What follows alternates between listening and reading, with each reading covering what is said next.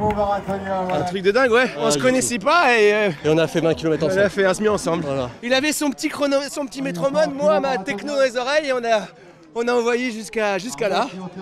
Le sport c'est beau. Trop bien. C'est beau. Un premier marathon est toujours spécial. C'est celui que l'on va garder en mémoire toute sa vie. Et parmi les 750 coureurs sur la ligne de départ du marathon du lac du Der ce matin, près de la moitié va courir cette distance pour la première fois. Défi entre amis, challenge personnel, les primo-marathoniens ont tous leur pourquoi. C'est notre premier marathon, donc c'est un peu pour essayer de relever le défi des 42 km.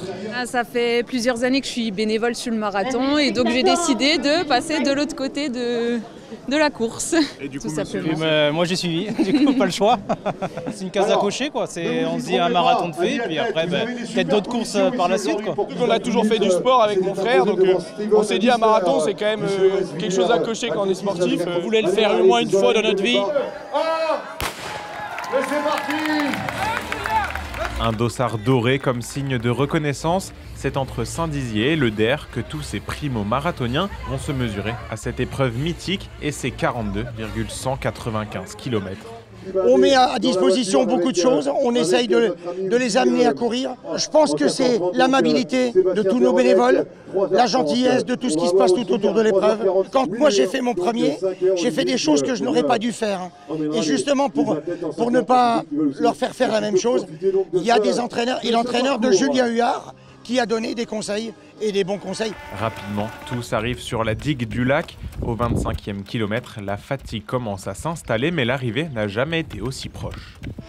Les jambes un peu dures sur les cuisses, mais bon, ça va le faire. Oui, on va aller au bout, bien sûr. Ça va, faut gérer. On se passe les barres, on se passe les gels. Je porte le sac, du coup on cède, c'est bien. Le mur du 30e kilomètre aura beau ralentir nos binômes, rien ne les empêchera de boucler leur premier marathon et de ressentir cette émotion unique de s'être frottés à cette distance. Bravo!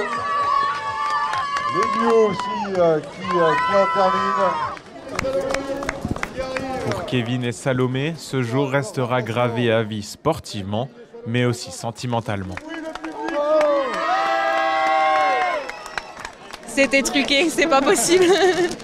C'était double pression de le terminer et puis de savoir si ça allait être oui, donc double pression. Et finalement tout positif? Tout positif. De la pluie au début, du vent au milieu, de la pluie à la fin, mais entre le 25 et le 30, mais on l'a fait, magnifique. Alec arrive à son tour, mais sans Tom, son jumeau. Ce n'est qu'après 5h40 de combat avec un genou douloureux que Tom rallie l'arrivée. Très loin de ses objectifs de départ, mais qu'importe, la fierté est là. Moi j'ai fait 20 km en suivant Alec jusqu'à 20 km à 5,40. Et puis après mon genou, j'ai senti mon genou que ça allait pas et voilà, du coup je suis allé un peu plus doucement. J'aurais aimé le finir ensemble, mais je me dis qu'on est allé au bout et c'est ce qu'on voulait, voilà. Au moins le bon côté c'est que le deuxième marathon, on fera un meilleur temps, c'est sûr. La douleur et la fatigue seront les souvenirs de leur exploit pendant quelques jours. Leur médaille de primo-marathonien, elle, restera toute la vie.